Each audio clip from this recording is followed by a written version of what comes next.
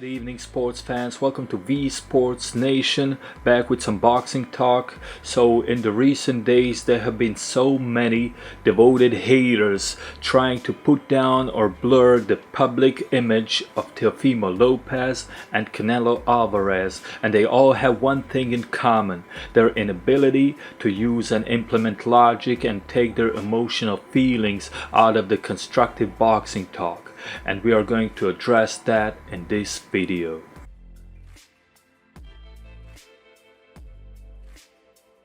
So as you know, on this channel we cover boxing, we cover Serie A, football and NBA as well, but boxing is unique in the way it's structured, so in a way that top promoters and sometimes fighters themselves get to decide whether or not they're going to take a particular fight, and they often use these devotee fans in order to push certain narratives that are aimed to protect their brands, so that those fighters and managers and promotional outfits can go on and make as much money for themselves as possible. And that's what we call the business of boxing. Everybody's out there trying to provide for their family. That's their bread and butter. We get that, but sometimes they just go too far and becomes insulting to the same boxing fans that are providing that money. And if you're out there trying to disrespect the fans, trying to lie, blatantly lie the boxing public, that's not only not okay, that's not gonna work. So now we get to the part where these devotee fans are being used, or misused I should say. So to be a devotee boxing fan or member of a devotee club, it is not required to use logic, it is not required to use intelligence or common sense. Therefore, more times than not, intelligence is not the stronger side of these guys. They are not interested in debating anyone, they are not interested in their narratives being confronted or challenged or any kind of constructive approach, because A, they're not able to do so, and B, even if they were able, doing so would only result in them exposing themselves in an embarrassing fashion. But apparently these haters are not worried about that, so here at Sports Nation we're gonna bring to light some of these cases. So now we have Canelo Alvarez being one of, if not the most popular boxer on the planet, who is now a victim of excessive hatred, excessive attacks by some of these devotee channels, only because he's fighting the best competition available, and that's the exact opposite of what those other fighters that these devotees are advocating for doing.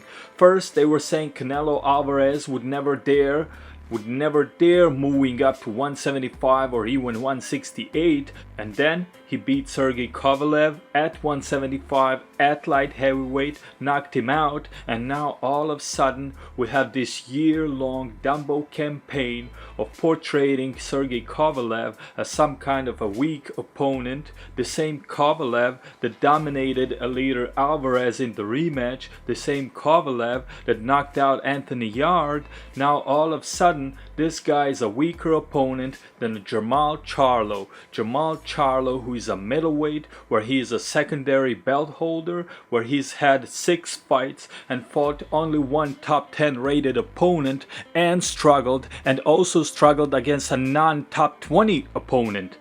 But now, let's not stay here for too long, because it's more than apparent that these devotees are only using Charlo as some kind of a fictional boogeyman that helps their narrative. They don't really want this guy to fight Canelo because they know he will lose. They know he will lose. And when that happens, they're just going to forget about Charlo and move on to the next one. I mean, they were calling for Callum Smith just over a year ago. They were saying that Canelo doesn't want any of that smoke, that Canelo's belt is garbage, that Callum Smith holds the real belt.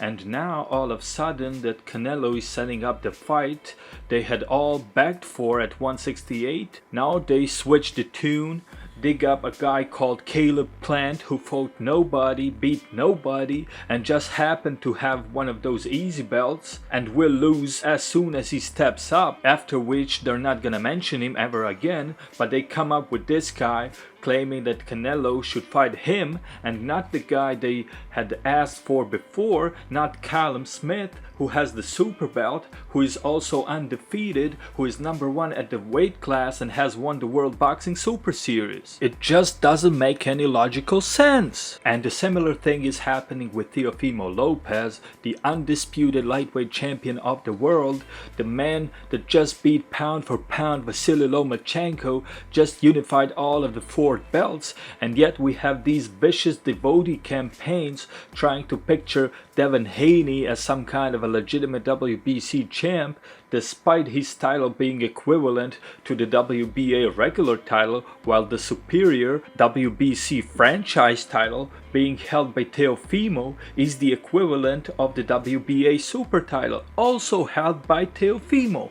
And the WBC president Mauricio Suleiman, regardless of what we may think of him, he officially confirmed all of this, officially confirmed and recognized Teofimo as the undisputed on the behalf of the WBC, but the Dumbos are out in full force once again.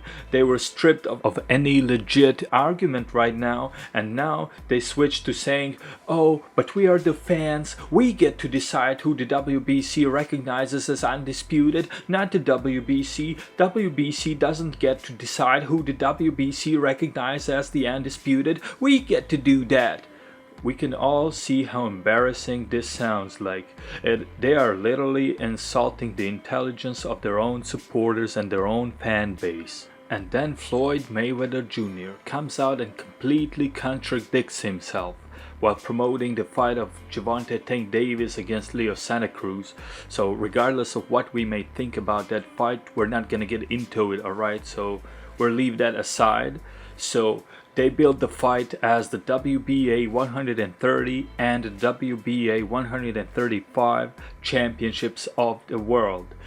And during that same promotion, Floyd comes out and criticizes Teofimo Lopez's status as undisputed, claiming that the WBA super title held by Teofimo should not be recognized, but that we should instead recognize the WBA regular belt held by Tank Davis, which in reality is a WBA secondary title, the same title that Manuel Charr holds at heavyweight, secondary to Anthony Joshua's super title. So according to Floyd Mayweather, the heavyweight champion of the world is Manuel Charr, not Anthony Joshua, Manuel Charr. And what's the most ridiculous in this situation, and the biggest proof of how Floyd himself used the intelligence of the PBC's own fan base, that's the fact that the same fight that he's promoting, Davis versus Santa Cruz, is for the WBA super title at 130 pounds, the same title that Floyd is arguing against at that same event. And those blind devotees, having an IQ that they have, they go on a full battle cry support for Floyd, for Tank Davis, not realizing that Floyd just ended up bashing his own guy Tank Davis. And I was gonna bring up the Fury Wilder situation, but we're not gonna get into that right now. That's even more ridiculous, and we're gonna save it for another time.